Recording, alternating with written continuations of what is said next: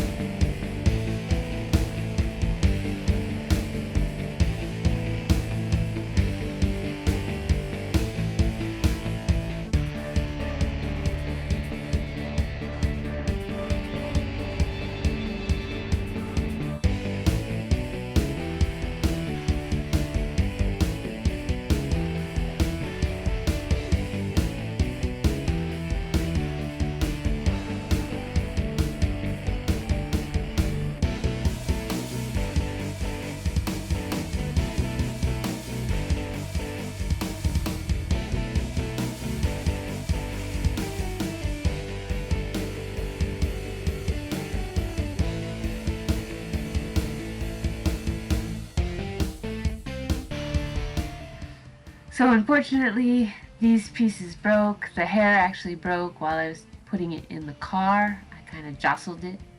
And then the roses just broke in my hands. But not too bad. Alright, now that everything has been sanded and chased, it's ready to be loaded into the kiln.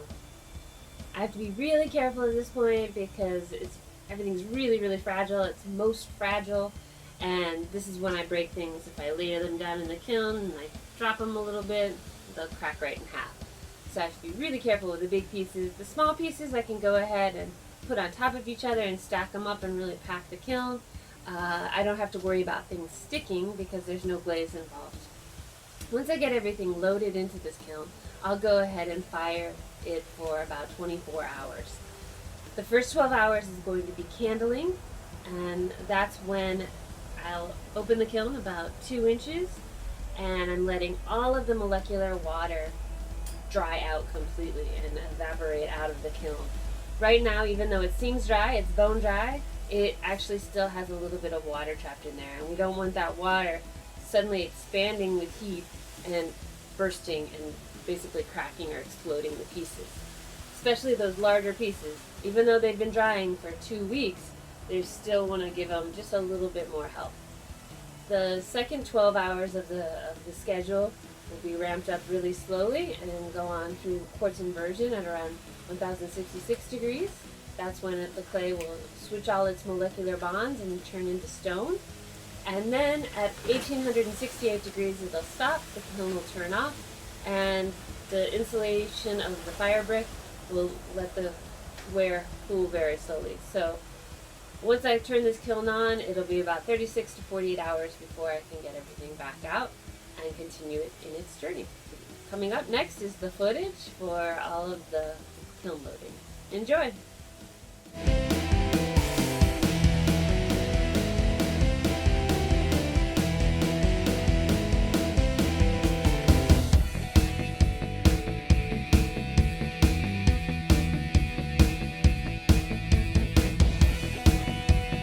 Alright, I've got the kiln loaded, and I'm going to go ahead and fire it for the next 24 hours. So as you can see, the kiln is vented. So this is where any kind of water vapor can escape. And here's the computer. So right now it's reading 70 degrees, and it'll get up to 181, and then it will stay there for 12 hours.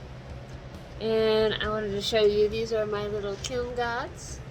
This is a tradition that I learned when I was at Ohio State. Whenever we have kilns that we're concerned about, we make a kiln god.